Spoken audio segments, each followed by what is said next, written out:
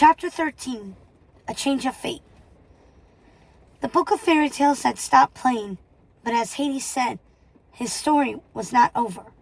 It was still being written. Dark clouds were gathering over the dead woods now, illuminated by flashing bolts of red lightning that penetrated the stone walls of the mansion, causing them to crack and crumble. The sky was red with blood, and the stone angels in the dead woods were weeping, just as the fates had warned. The room was shaking, causing everything on the table to rattle, the dishes clattering and cups falling over. Everyone looked around, wondering what had happened, and then they saw it. The stone dragon's head in the fireplace was moving.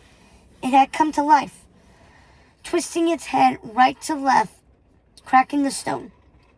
The fireplace collapsed, freeing the dragon from its imprisonment. Everyone scattered from the dining table right before the dragon slammed into it, and the table broke into piles of jagged stone. The dragon jumped onto the low wall, knocking over the candles and taking out one of the pillars as it spread its long wings and took off soaring into the sky. The mansion was shaking so violently that pieces of stone were falling off from the ceiling as the creatures that were carved into the stone building were coming to life, one by one, smashing their ways out of the windows and taking to the sky to join the dragon. The party rushed to the window to see what was happening.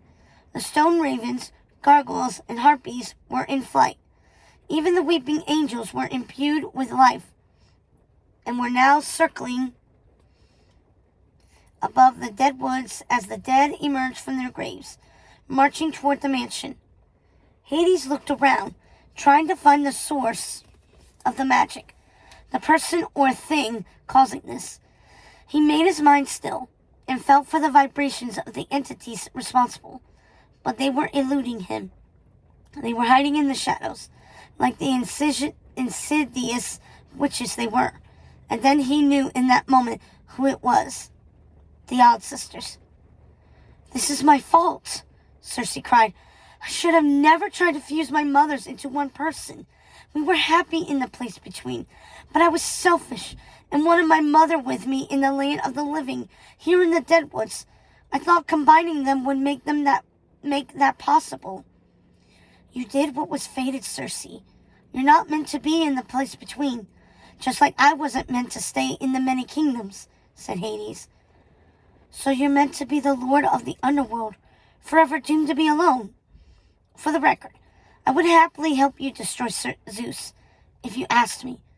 I almost destroyed your other brother for what he did to Ursula," said Circe, making Hades smile. He loved seeing flashes of Lucinda within her. "Don't take this the wrong way, but you really do have the best parts of your mothers," he said. "Neither of us can escape our fate, Circe. She is nothing like us." The Odd Sisters' voices penetrated the entire mansion, making it rumble more violently than before, causing more stones to crash down around them. Hades heard their screeches coming from the library, and the group ran to see what was happening.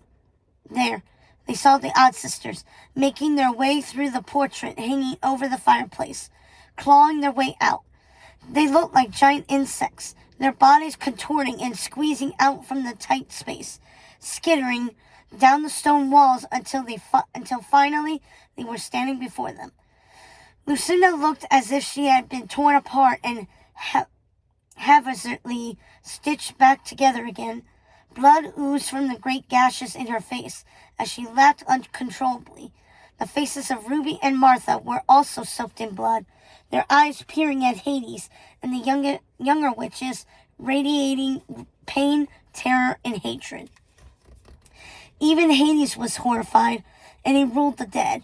He searched their faces, trying to find something of the witches he loved, but the witches he loved were no longer within them, and something truly horrible had taken their place. It broke his heart to see them this way. "Oh, Lucinda, my dearest witch, who did this to you? Why didn't you use your magic to heal your wounds?" he asked, touching the deepest gash in her face tenderly. "I wanted Circe to see what she did to me. I am in torment. You know Circe must die. You thought about doing it yourself years ago. It's the only way to end this, the only way to have us back.